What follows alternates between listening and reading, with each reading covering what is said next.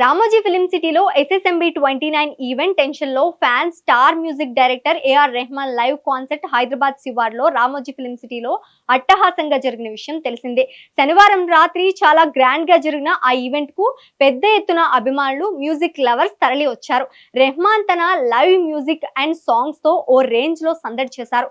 అందుకు సంబంధించిన videos social మీడియాలో తెగ చక్కర్లు కొడుతున్నాయి. అదే సమయంలో కాన్సర్ట్ కు వెళ్లి వచ్చిన వారు నెట్టింట రెస్పాండ్ అవుతున్నారు. చాలా మంది మంచి మిక్స్డ్ రెస్పాన్స్ వస్తోంది. నిజానికి రెహమాన్ లైవ్ కాన్సర్ట్ కు మంచి క్రేజ్ ఉంటుంది, కానీ ఈసారి హైదరాబాద్ కాన్సర్ట్ కు నెగిటివ్ ఫీడ్బ్యాక్ వినిపిస్తోంది.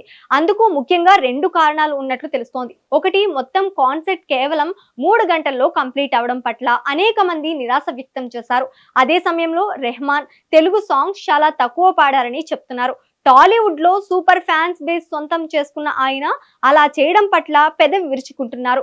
ఇంకొందరైతే వేల రూపాయలు వెచ్చించి టికెట్స్ కొనుగోలు చేశామని, కానీ తాము సాటిస్ఫై అవ్వలేదని కామెంట్లు పెడుతున్నారు. అయితే ఈ కాన్సర్ట్ ను రామోజీ ఫిలిం సిటీలో నిర్వహించడమే పెద్ద మైనస్ అని పలువురు అభిప్రాయపడుతున్నారు. దీంతో ఈ కాన్సర్ట్ ఎఫెక్ట్ ఇప్పుడు ఎస్ఎస్ఎంబి 29 ఈవెంట్ పై పడే ఛాన్స్ ఉందని కామెంట్లు వినిపిస్తున్నాయి. ఈ నెల 15న రామోజీ ఫిలిం సిటీలో ఎస్ఎస్ఎంబి 29 ఈవెంట్ జరగబోతోంది. ఇప్పటికే ఏర్పాట్లు జరుగుతున్నాయి. ఇండస్ట్రీ చూపు మొత్తం ఇప్పుడు ఈ ఈవెంట్ పైనే ఉంది. ఈ ఈవెంట్ కి సుమారు 1,00,000 మంది అభిమానులు హాజరయ్యే అవకాశాలు ఉన్నట్లు చెప్తున్నారు. రెహమాన్ కాన్సర్ట్ కే ఇలా జరిగితే ఎస్ఎస్ఎంబి 29 లాంటి భారీ ఈవెంట్ ను ఎలా చేస్తారో అనే సందేహాలు కూడా వ్యక్తమవుతున్నాయి. ఈ విషయంలో అటు మహేష్ ఫ్యాన్స్ సైతం ఆందోళన చెందుతున్నారు. చూడాలి మరి ఏం జరుగుతుందో.